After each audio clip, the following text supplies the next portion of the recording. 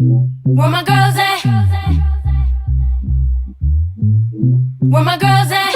Independent, free spirit. Ooh, it's something serious. Where my girls at? We linked up in a cool minute. Where my girls at? It's going down, down. Where my girls at? It's going down, down. It's going down tonight. We going out tonight. Yeah, right. We going out tonight. It's going down tonight. Yeah, right. It's going down tonight. We going out tonight. Yeah, right. We going out tonight. It's going down tonight. Yeah, right.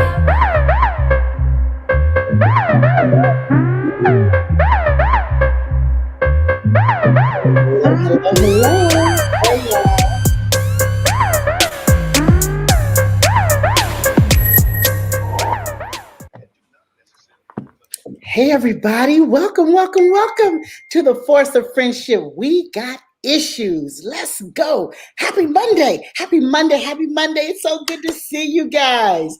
Oh my goodness, it's Monday. Welcome. Where my girls at? Type your name in the chat. What city are you calling from? Facebook, I'm talking to you today. I got this job to talk to the FB audience. Let's go. Are you there? Type your name in the chat. Tell us where you're calling in. OMG, it is going down tonight. It's not quite nighttime here in California, but I know in Detroit, it is coming, but it's staying. Don't y'all love when it gets dark late? OMG. Sabrina, my girl, just coming back from the beach, looking like you got a tan. Crisette, looking like just always fly. Y'all, we got issues. Welcome to We Got Issues, and we got issues, okay? Today's show is going to be juicy. Another great show. You know what? I love the show, and I also love a break on the weekend. But when I tell you, when we get a break on the weekend, how much stuff has happened just over the doggone weekend? I'm going to tell you a little bit about what I wrote down. But this is exciting, and thanks for tuning in. We see San Diego and Jacksonville and St. Petersburg, Florida and Oklahoma. And, of course, we know we got Detroit. You are tuned into We Got Issues, WFDF, the Superstation, 9:10 a.m., the Superstation, coming to you out of Detroit, Michigan, but, of course, broadcasting all over the world. I am your girl, Caterina Harris Earl. Y'all should start knowing our voices by now. And of course, I got my girl Sabrina Goodwin Monday in Chapel Hill, North Carolina, and my girl Lady Crisette Ellis all the way in Detroit. And Gloria Mayfield Banks, did she rock the stage, y'all? She was on the virtual stage, 150,000 women. Okay. Wow. Super bad all day long. So Gloria ain't never tired. She's not tired. Right. She's on a plane in transit, ready to talk to some more people. Okay. Waving at people in the airport. Before I bring up the girlfriend, y'all, I'm just going to tell you seriously, we are in prayer about the conflict that is happening right now in Israel and Gaza. Bill Gates is under investigation. Matt Gaetz is still under investigation. The Miss Universe pageant happened this weekend, OMG. And one of our girlfriends was there on stage there. And I want to tell you, I watched all the episodes of The Underground Railroad on Prime. It is an adaptation of Colson Whitehead's Pulitzer Prize winning novel that reimagines the Underground Railroad as an actual train track. I'm telling you, it's hard to watch, but I'm telling you, you got to watch it. All 10 episodes, 3 generations, my father in love, 88, my husband, my mama, and myself, and the dogs glued to the TV 2 days, 5 episodes one day, 5 episodes the next day. It was amazing. And it's just a story that needs to be talked about. So I am passing it to my girlfriend coming from the beach. Sabrina, how was your weekend, girl? How was it? It was so amazing. I'm talking the sun, the sand, the sea. That's for me. I'm telling you, it was awesome, you guys.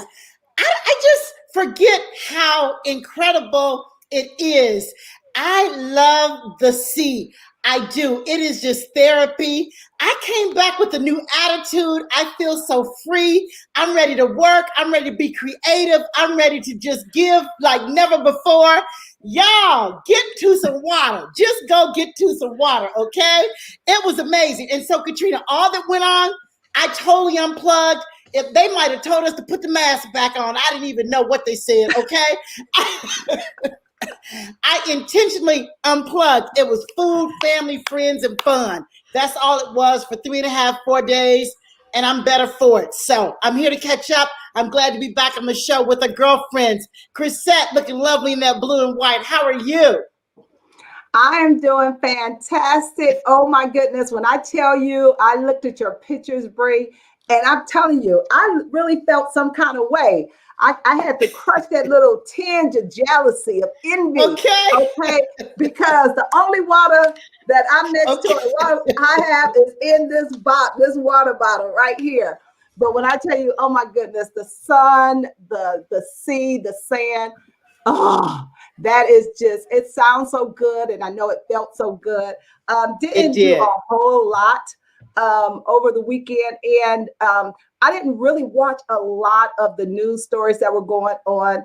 I did, like you, Caterina, yesterday. I only saw 2 episodes of the Underground Railroad. I didn't binge it, but I did watch 2 episodes. And I'm going to tell you, parts of that, and I don't know if it's that I'm older. I remember watching Roots and seeing, all of the things that went on with that, especially when they were beaten and whipped and all of that. I promise you, when they were showing those parts, I literally put the TV on mute. I couldn't listen to it. And I was just trying to make myself, but I don't know if it's oversensitive or I just couldn't do it. So I put it on mute and I had to wait till it got past certain scenes. But yeah, I absolutely want to finish watching the rest of that series. I know it's very educational and it's different because it's not the Harriet Tubman that we're accustomed to watching. But I'm excited to be here with my girlfriends, and I see everybody is greeting us on Facebook, and we're excited always to see you. So I'm going to turn it back over to you, Caterina, because I'm excited about the topic that we have for today.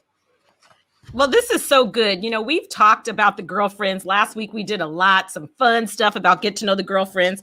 But did you know I have some smart girlfriends? Seriously. Starting with myself, if I might add, okay? I have a bachelor's in economics and political analysis from Mills College in Oakland, California, and my girl Sabrina, a B.S. from Tennessee State University in speech communication and theater, and an M.S. from Boston University broadcast journalism. And then there is Crisette, a B.S. in public affairs management from Michigan State University. And I love how Crisette said she has a PhD in church folk, okay? You don't become a first lady of a mega church without having that. We all got a PhD in folk, okay? And then missing in action today, but we know where she is, Dr. Gloria Mayfield Banks, a bachelor's degree in marketing from Howard University and an M.B.A. from Harvard, and an honorary doctorate degree from the University of Maryland at Eastern Shore. And I want to tell you, I knew that I wanted to have this girlfriend on the show because she is just she's an expert in her field and we love experts. But today we are talking about our children are our future. It is up to us as parents, guardians, aunts, uncles, grandparents, and friends to impact them scholastically.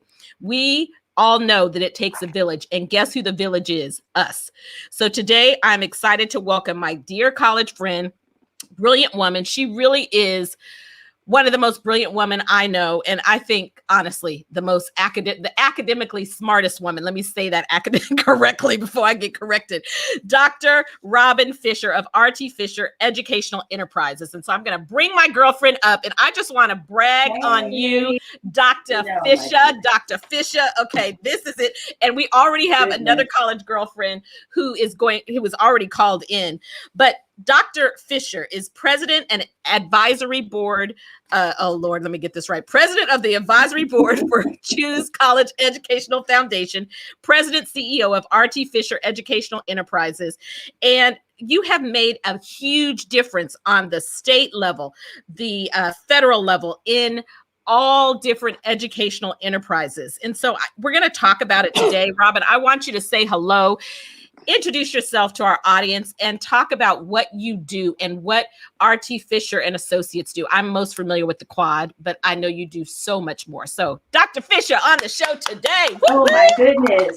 Well, thank you. Thank you, ladies. Can everyone hear me okay? This is my first time on this particular platform. All right. Well, thank you so much. The energy is awesome.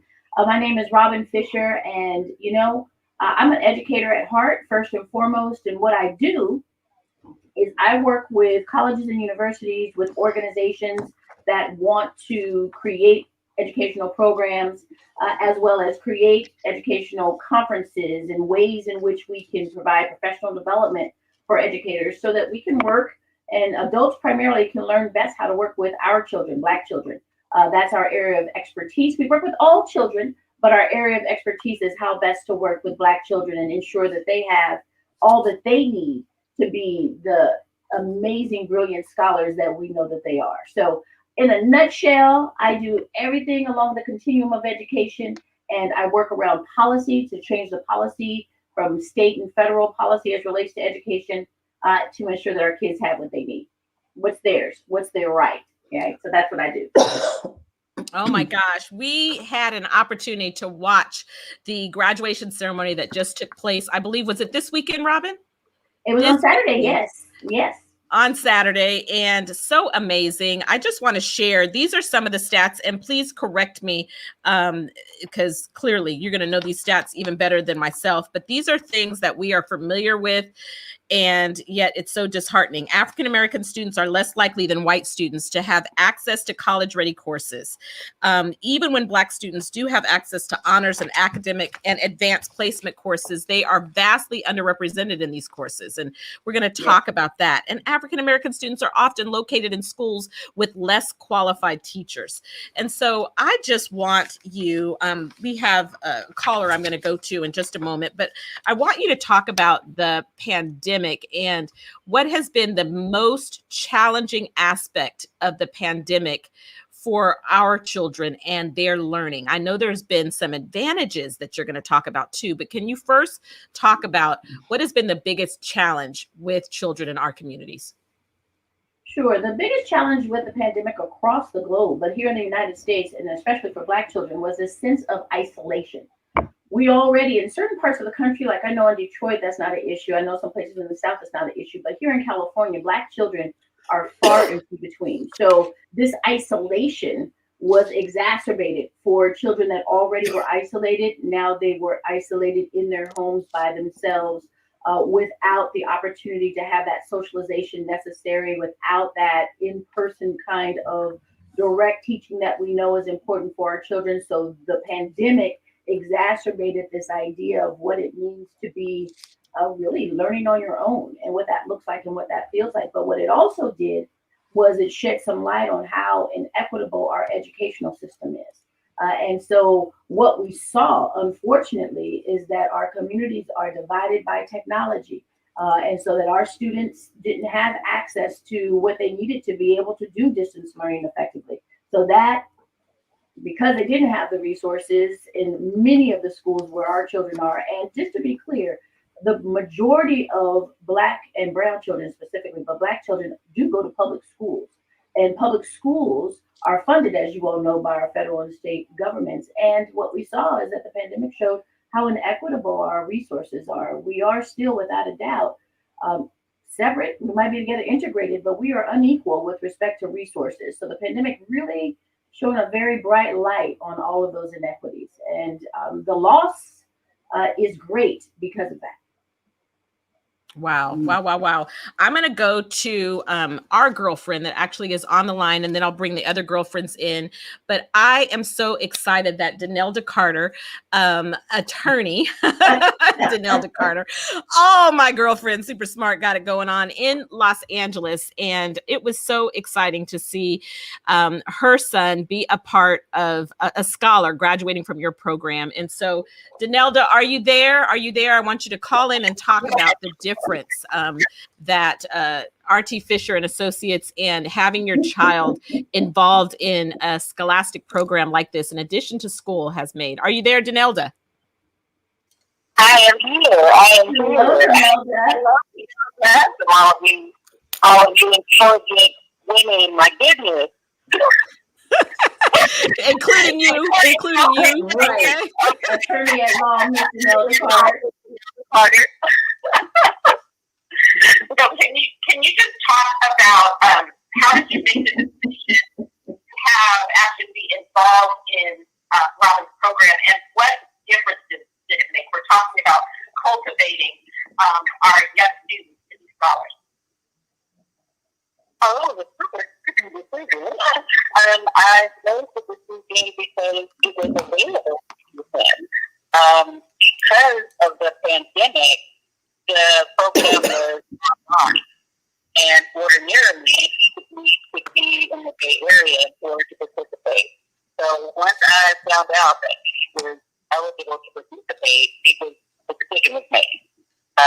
And the different set of days, my son obviously is the pandemic, he's in school, doing all his classes and all of that. But to be able to learn, science and math from an African American or African perspective, from one of the most intelligent people I meet, I know that her program was just a complete honor. So, and what was amazing was that it's a Saturday program. You would get up, once a month, and log in, and I never had to tell them to do it. Get on and do it, and with it really on. And, to have that enriching opportunity, I know is making a difference. Especially, my kid is in a public school, and but in addition to that, you have resources to do additional things. But this is just, I am concerned about what this year is going to look like in the future for him and for all of our children. So he was just a real blessing to have that opportunity. What grade is he in, Janelle? He's in the 8th grade. He's going to high school next year. Wow. So it made a huge difference. And there's so many. I'm going to bring Robyn back in and ask her to talk about the resources that are available to that have become available because of the pandemic. So I thank you for calling in, girlfriend, Nelda. You are for having me. Awesome. Nelda. Well, Excellent. one thing about the pandemic. Oh, you were saying, Caterina, I'm sorry. No, I wanted you to talk about when we were talking earlier today, you were talking about some of the things that have worked in our favor in the pandemic. So can you talk about that a little bit? Sure. Again, so the pandemic is one of those things that, again, our children were in crisis, to be quite honest, before the pandemic. And what the pandemic did was shine a light, as I mentioned before, on the inequities that are happening in our system. And what it also did on the flip side is that people's hearts opened up. And so resources became amazingly available to families because they had to step into the place of educators in a very formal way. So they were able to get, if possible, if they didn't have Wi-Fi connection. Schools and districts were providing Chromebooks and computers so that students could be able to do what they needed to do. Organizations, large companies, publishing companies were giving free resources, mostly online, so that mostly family members could teach and get some tutoring themselves and get some resources themselves so that they could be able to step in the place of our formal educators. So there is so many resources available that folks need to know how to curate them, what's good, what's not so good, what really is of benefit. So now they have to have a sense of discernment to really figure out what's what. You do have some folks that are taking advantage of people as well.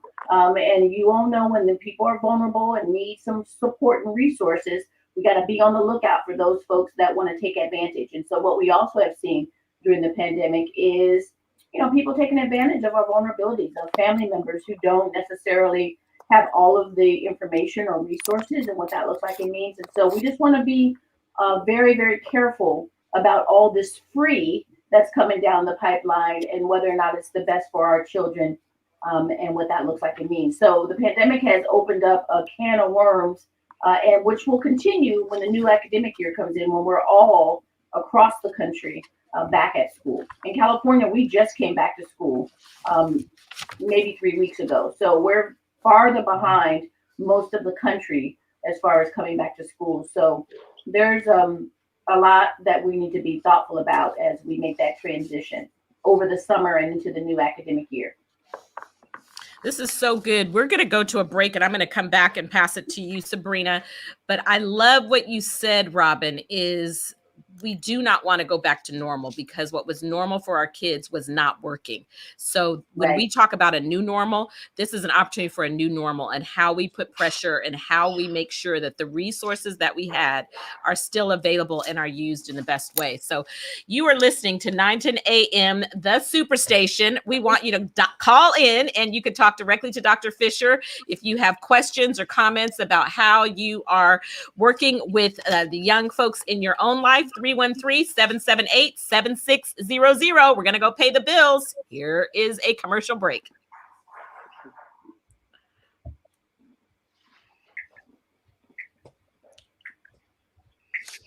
Oh my goodness. Isn't this a great topic, you guys? Such a great topic. I mean, really, nothing's more important to us than educating our babies, making sure that they're getting what they need when they need it. And Dr. Fisher has said that even before the pandemic, we were in crisis mode. And so it just makes you pause and think, wow, where are we? What can we do differently? Because we don't want to go backwards. We've got to move forward. You know, my whole motto has always been, we got to get better coming out of this thing than we were going in.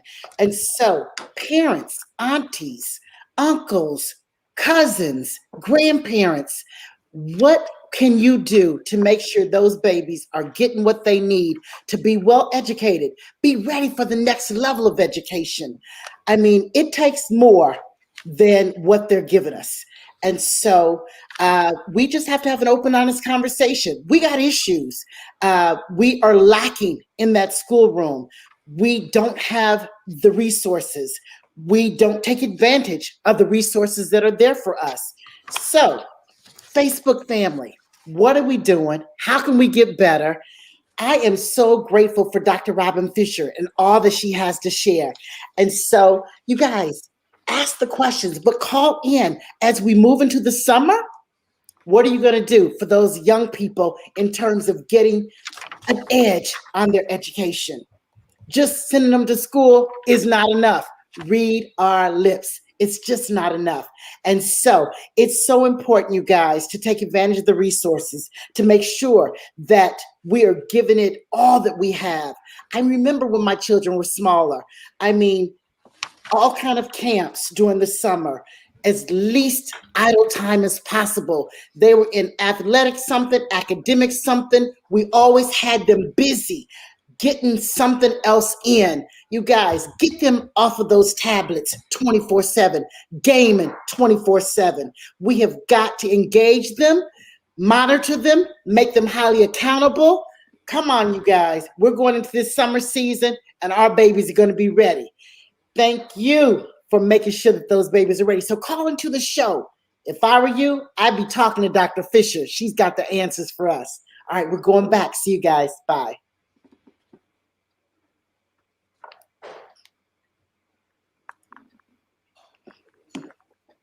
Oh, we got a little bit more time. Okay. I thought we were going in.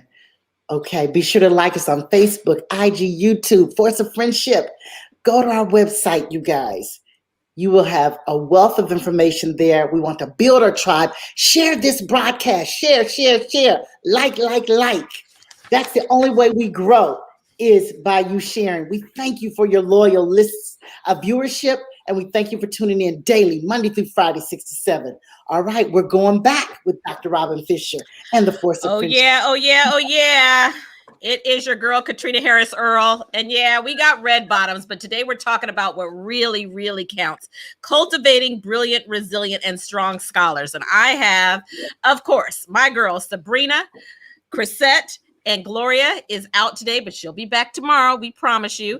And on our show today is Dr. Robyn T. Fisher of RT Fisher Educational Enterprises Incorporated. You can go to rtfisher.com and you can check out everything. And what's really amazing about your program, Robyn, is you said you've had people all the way from Nigeria. Like, that's another thing that happens. So there are programs all over the country in every environment. We know there are programs in Detroit, but your program I can vouch for. Okay. So there might be some folks that are listening in that want to check it out. They can find out right on the website, right? Right. They can definitely find out on the website for sure. And again, there's so many programs out there. That's one of the things that we're really fortunate with.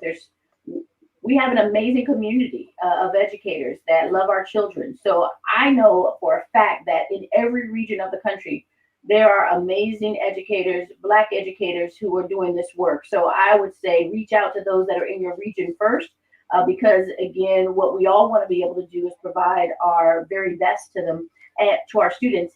And then, of course, you're welcome to venture out to other places. One thing about this pandemic is that it did provide some accessibility. You know, a lot of family members can't get to all of those evening meetings. They might be working, they might be doing all kinds of things. And so what happened was it allowed family members to actually participate in a very different way and made some things accessible that weren't accessible, like our program. And we did have a family this weekend that joined the awards program from Nigeria, and that would not have even been thought of a year and a half ago, that might even be a possibility. So if we look for those opportunities as well, and see where we can take what is happening now and move it into the new academic year as a place for us to continue some innovation, right? So how can we be innovative in thinking about education? That's definitely what the pandemic has done for our organization. We had to think completely. We had to destroy the box, right? There was no thinking outside of it. We had to completely destroy the box so that we could reach our kids in ways and families in ways that hadn't even ever been thought of. So we see it both as it has been really challenging without a doubt, but it also, we have found blessings in everything that we've been able to glean from this experience as well. It's forced us to be better educators. Excellent. Excellent. Well, Sabrina, I'm going to bring you in, having raised 3 amazing scholars. One at Princeton, graduate from Howard, and North Carolina A&T, right? And is that the right? Right. No, UNC Chapel Hill. UNC Chapel Hill. I get in trouble saying the wrong one. Oh, Lord, have mercy. UNC Chapel Hill. Sorry, Kenny. Okay, sorry, Kenny. So, Sabrina, I'm bringing you into the conversation.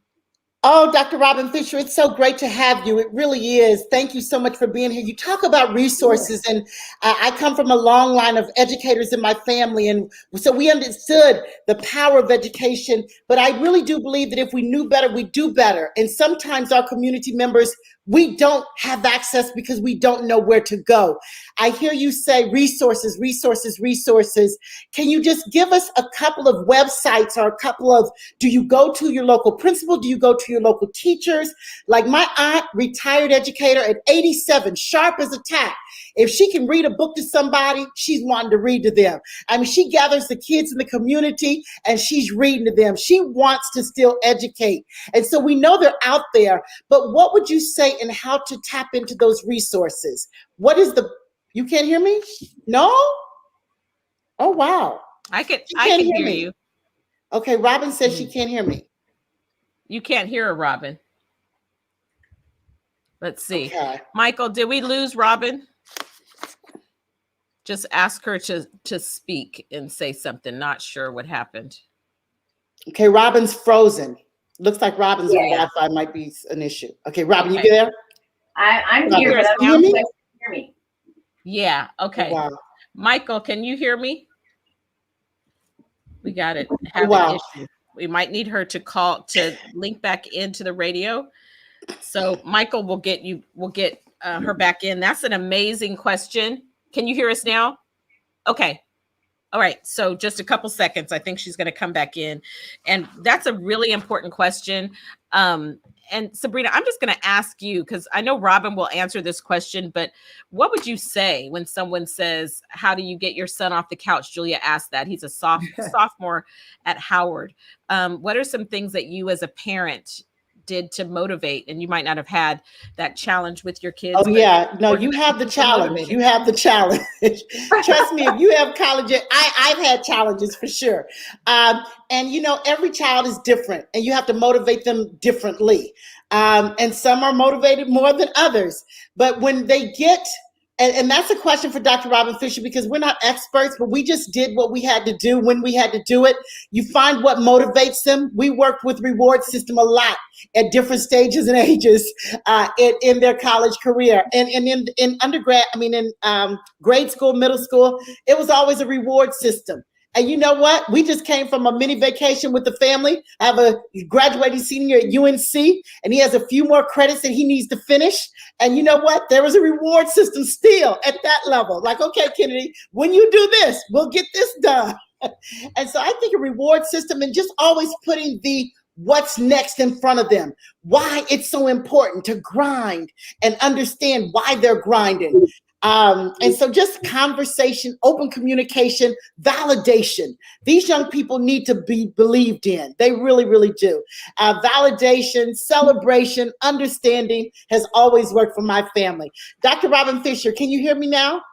I can hear you. She's coming back in, so she's going to call back in. Michael is going to. You can hear me, but we can't hear her. Okay.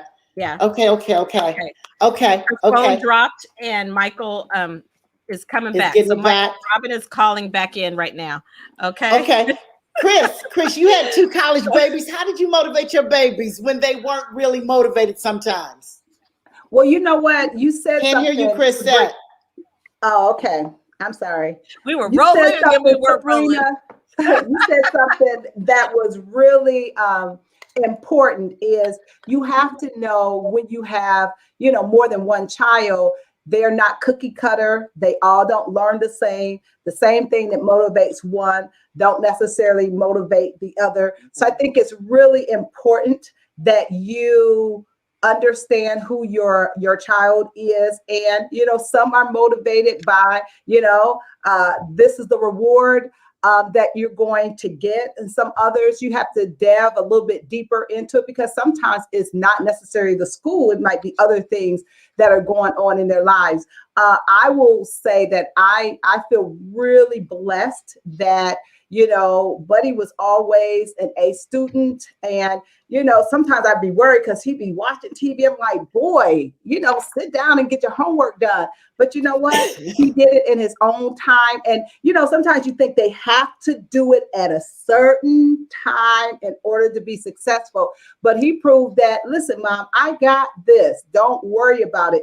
And never had a problem with him. And then with Kiera, you know what? She had some challenges in some of her other classes. And that's when I had to get a tutor. And it wasn't to make her feel that, Buddy never needed a tutor. I needed a tutor when I was in college. And so, just really doing what you need to do in order for your children to feel supported, encouraged. And I love what you said, ask them what's coming next, because we know, there are times we all went to school, and there were times when we were more motivated than others. And I think sometimes, as we get adults, we forget how we felt when we were their age. So those were some of the things that I had to realize, when my kids were in school. They are not the same at all.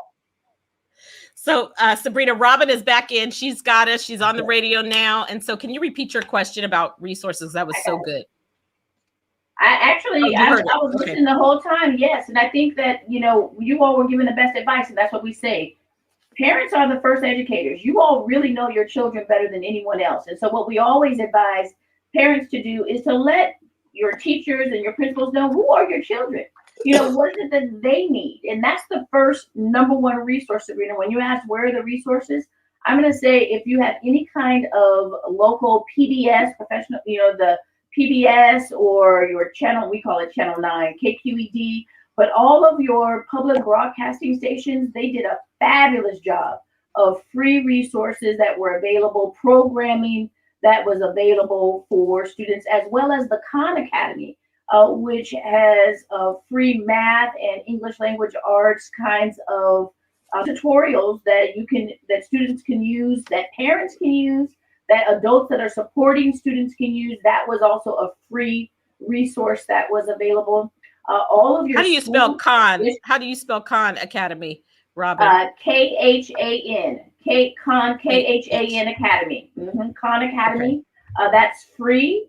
and it is awesome. It really gives lots of really good tips on all, again, from K through 12 math kinds of issues and what that looks like. I mean, yes, the Khan Academy.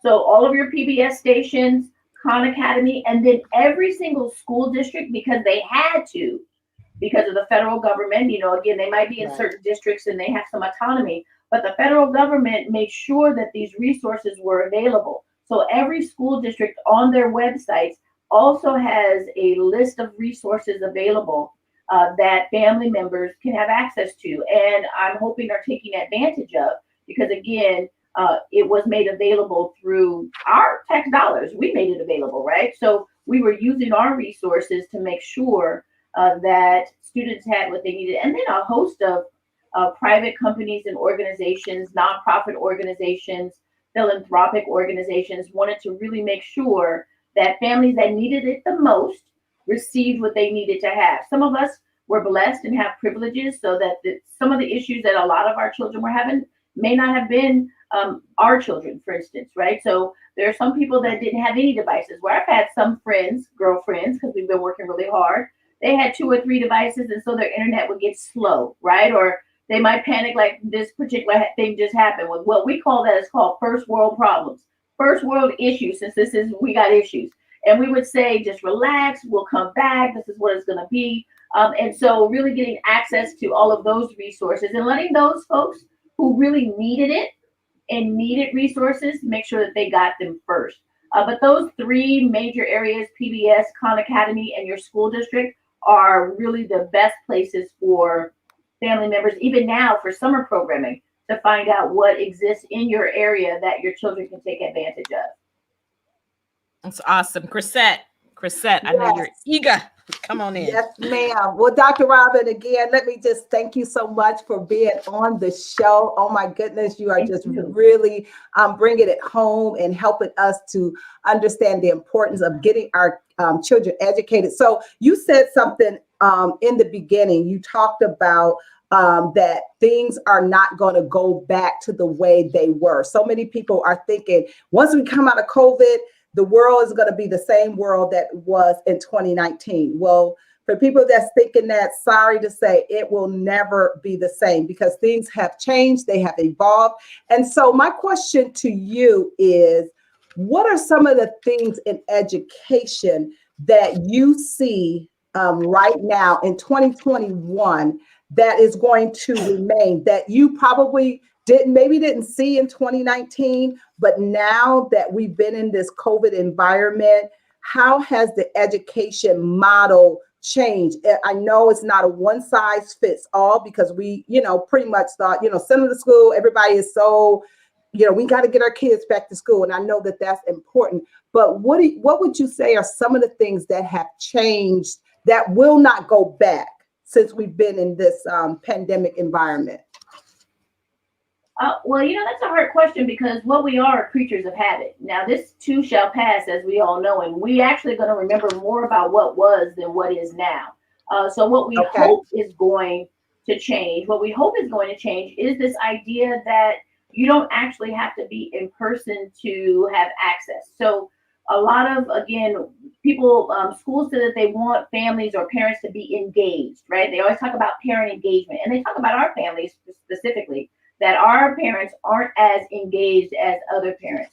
Well, what the pandemic did, or what COVID did, was allowed parents to have more access. They could use their phones to call into meetings. They could Zoom in. They could use this platform or Google, and that did not exist prior to. So what has changed is now I think parents have an expectation that they will be able to call in for a teacher conference. Why I have to come at 6 o'clock at night and come and sit in front of you when I could be right here, take care of business at home, and I can still handle what I need to do. So there's going to be some expectation of accessibility, or that, you can have parent meetings, or you can have even events like we had this weekend, where maybe it's not the best idea to have 4,000 people in a space together, because we still have to be thoughtful about what is and what, the CDC is going to say moving forward.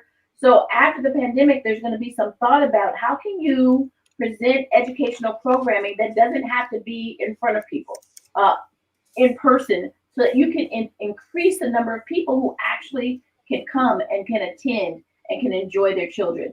So those kinds of issues of accessibility are definitely going to stay after the pandemic.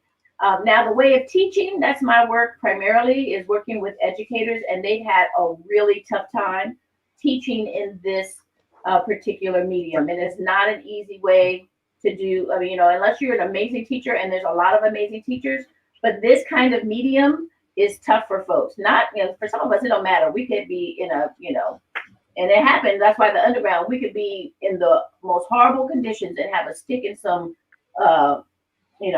some dirt, and we will teach, right? And we will teach, and the children will learn. Now, that's some really amazing educators, right? That's where we come from. Right. It doesn't matter where you are, what you have, or what your resources are. You give me something to teach, I'm gonna teach.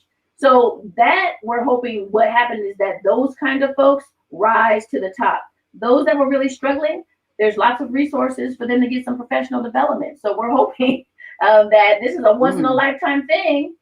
We have federal money, we have state money. Hopefully people that need to get some support, need some professional, I'm talking about the educators, that they're go ahead and get what they need to be successful, because it's not all about our children. It's about the adults too.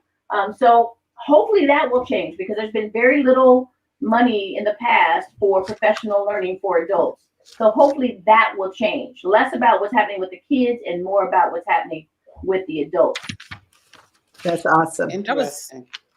That was so good. I was looking at research has shown evidence of systematic bias in teacher expectations for African-American students, and non-Black teachers were found to have lower expectations for Black students than teachers. And I was just looking at how important it is for our children to be taught by us. And it's not just unique to the African-American community. If you look at it statistically across the board, there are similarities for all ethnicities. We all need to see people that look like us. And so I just really appreciate you, Robyn, bringing that to the table, and for the educators that are listening, for them to take advantage of those resources as well. We went back to the question that Julia asked about, how do I get my son off the couch? He's a sophomore at Howard, but can you talk about that from a college perspective, but at every age, for the parent who's out there listening, this has been really hard. Maybe their child has really gotten behind, and just what can they do, the parent, the guardian, to help them at this point, for the students that are really having problems and struggling? I heard some amazing answers from both Sabrina and Ms. Crisette, as well, as far as what they've done as parents and motivation. But here's the thing. This has been a traumatic experience. And our children have been traumatized. Our families have been traumatized. So that could be a coping mechanism. So again, they may not be on the couch because they want to be on the couch. They may be on the couch because that's how they're coping right now. That's what they're expected to be. He expected to be in college. He expected to have that experience. And if he's a sophomore, that means that the first year he had to come home probably right in March, and he hasn't been back since. So there's some trauma that we need to be very thoughtful about with our children. They are resilient, but this wasn't normal. This wasn't anything that they've ever had to experience before.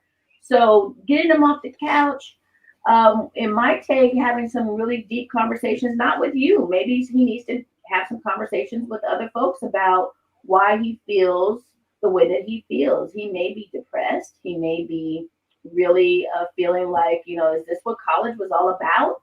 This is not what he signed up for.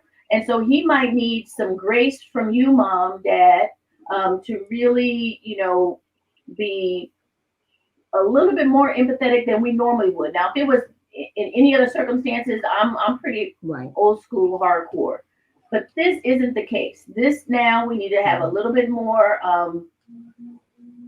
be a little bit more careful about how we approach our children, because they and we were not prepared for this, right? This is not something that we could have prepared for, that we would know how to prepare them for.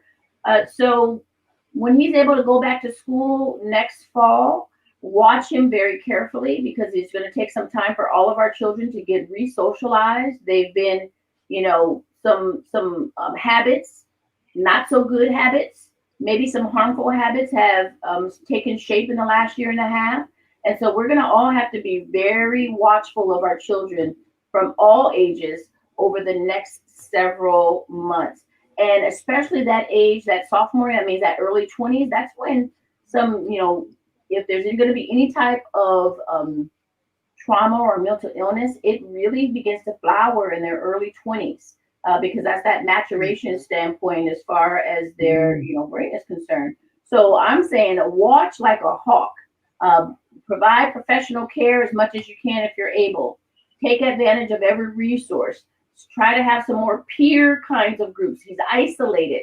So what can we do to have some more peer work, some more peer group work with other students that are from Howard, other students that are experiencing this with some of the counseling team that's available at all of your colleges and universities. So again, not take it lightly, because again, this is serious business. And, our kids are tough and they are resilient, and we're going to have some loving hands on them, because at first, we're like, get with it. But then it kept going and kept going and kept going. We thought they'd be back by now. We thought it'd be temporary. So no one knows what to expect other than to please have some grace and be as empathetic as possible and provide professional support when necessary. It may not be necessary for all, but there is trauma that is associated with this time. Right. Wow. Robyn, I have a real question. This is one of those asking for a friend, because I really was talking to a friend. How would a parent know if they need to hold their child back 1 year? Because some kids have lost that much traction. That's what I'm hearing. I've had more than one conversation with someone about that. Well, it's a very, very personal decision. And you really, again, have to know your child. Now, before the pandemic, we know that some children, I'm just going to keep it real. We know that some folks were passed on anyway, right? They may not have been ready for the next grade, and it's the district's policy or whatever the case may be, that if you get moved on, there is no holding back in certain areas. And that's just the policy. So that's been happening prior to. But if you think that your child really has significant, what we call unfinished learning, I don't like to use learning loss because it's not their fault, right? They weren't taught for a certain amount of time too. So there's unfinished teaching and there's unfinished learning. And with that, it's a personal decision about whether or not, with consultation with the school personnel, as much as you trust the teachers or the principal or the recommendations that folks are making, then you take all of that into consideration. It depends on the age of the child. Again, older children, it's much more detrimental to hold an older child back than it is a younger student, because again, they'll be able to make that up and maybe accelerate in what that looks like and means.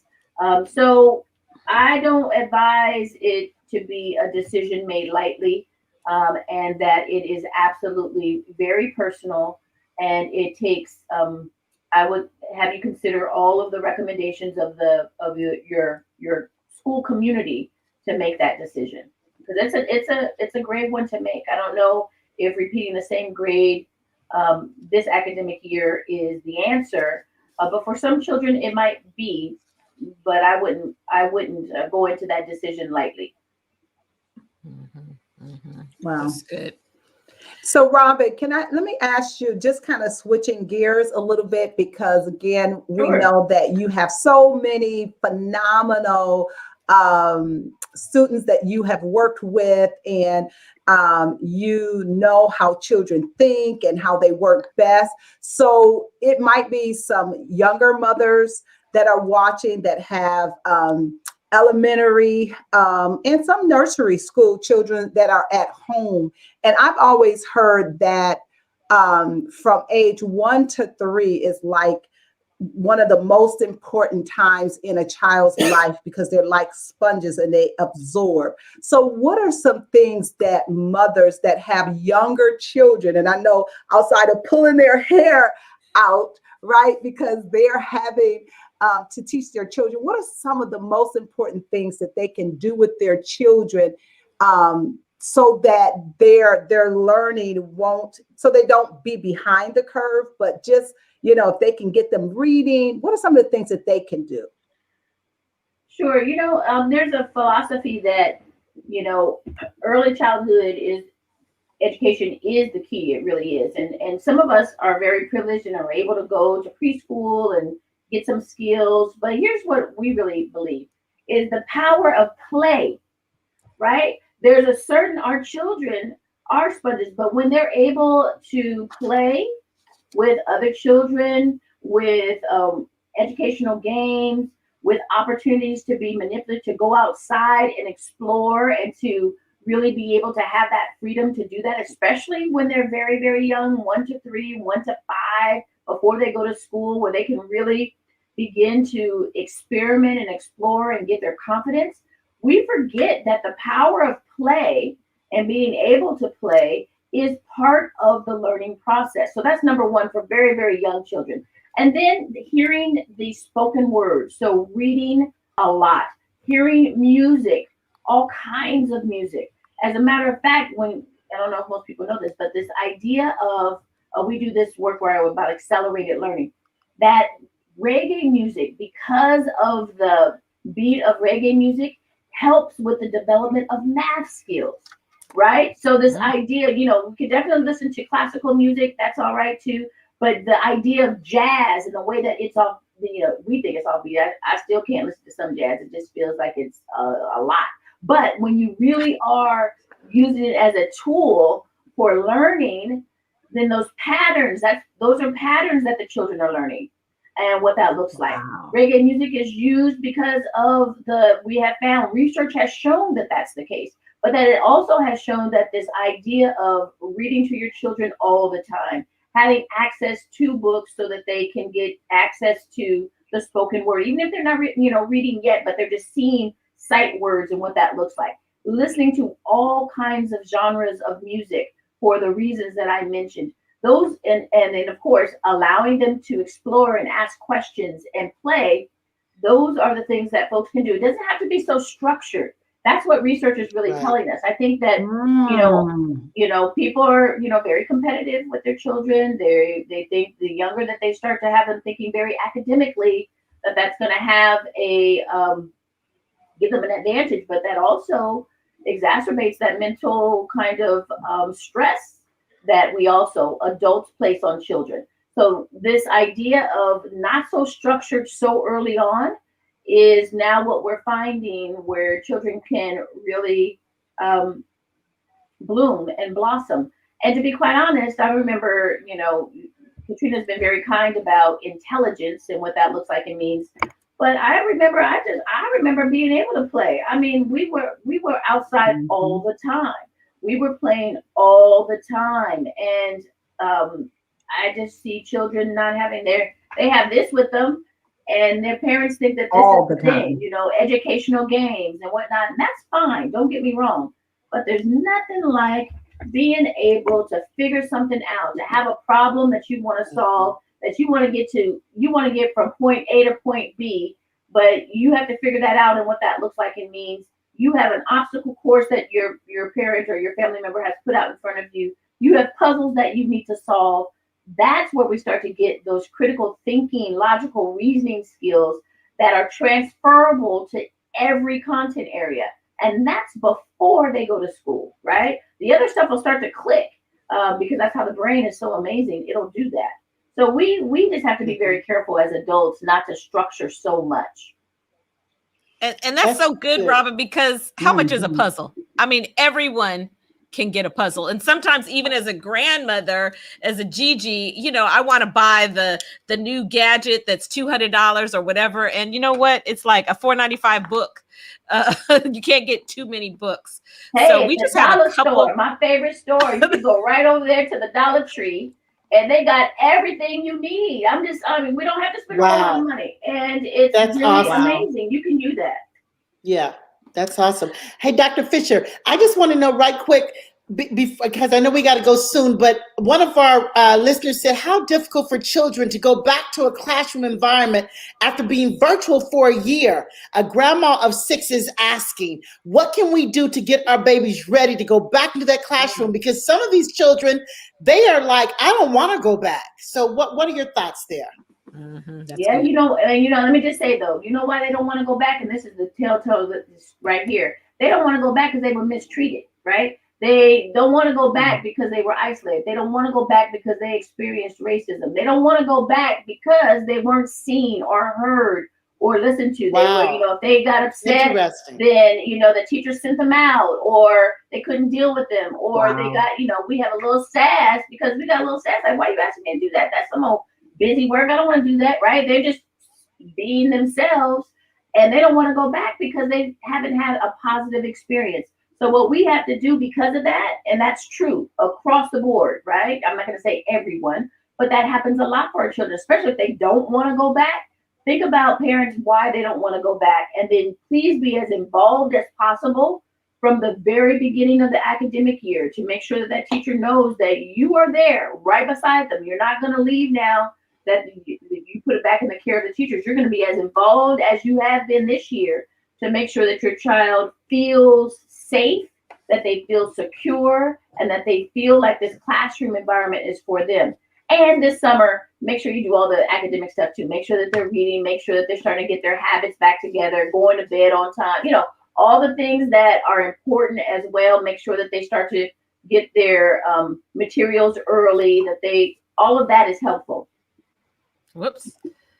Sounds like it dropped, but that's some good stuff. I don't know if that phone line dropped again, but you guys, this is so good. We only have a minute left in the show, and I just want to tell you, I know that you've loved this like I've loved it. This has been really good, and I'm ready to get all Gigi's kids in Robyn's program.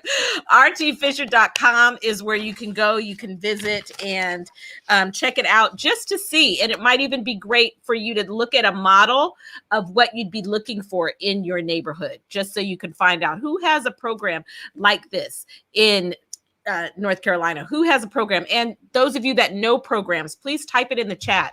Type it in the chat so that we know. Robyn, we are so grateful that you have been on today. This has been a wealth of knowledge, just so juicy good.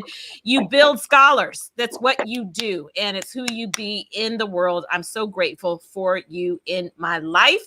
On behalf of The Force of Friendship, we got issues with Sabrina, Crisette, Gloria, and me, your girl, Caterina. We got issues, and we'll be back tomorrow to talk about more of them. Have a great day, y'all. Bye-bye. I appreciate you. Thank you so much for having me. I appreciate it so much. Thank you, Robyn. Take care. It was awesome, Right Robyn. Thank minute, you. Robyn. Thank you.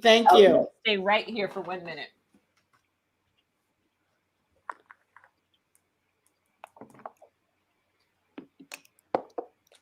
Okay. Robyn, that was great. Awesome. That was good, girl. So can you hear me now, Robyn? Turn up your volume now. Unmute it on here. Unmute on the radio. On the thing. Unmute your computer so we can say. That's a lot going on. Can you hear us, Robyn? No. It's a lot. We can't hear her. Hey, Robyn. We can hear you good. She can't hear you. Let me just say this, Robyn. I promise you, your background is one of the most beautiful backgrounds. I keep looking, I'm like, oh, I want to come and see those pictures that are on your wall.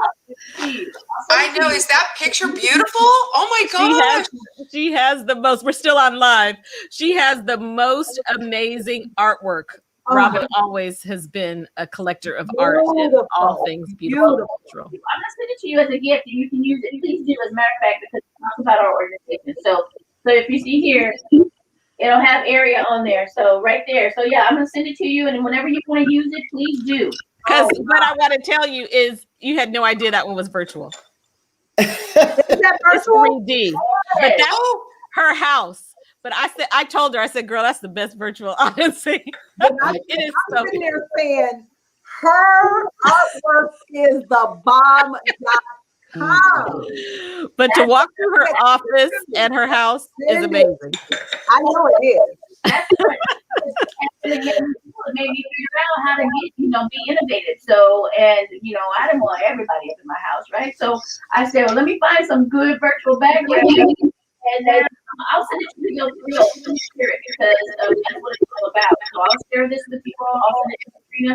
Please, Caterina, get it to everybody. everybody because we want to share beautiful spaces. Because I work with a lot of non-melanated people, and Right. so, for them to have this in their background and to be there, I want them to always be looking at Black children, Black fathers. I'm like, you want to see us and who we are, then put us in your background so that everybody can see all the time. I love it. I love it. I love it. Well, we're going to go off live, you guys. We just appreciate you. Please check out Robyn's rtfisher.com. Visit the website and just see what is taking place. I'm going to post the link to the graduation that took place this weekend because it was just amazing. And you might even share that with a young scholar in your life to inspire them. So love y'all. Thanks for watching. Tomorrow we will have another great show. All righty. Bye-bye. All right.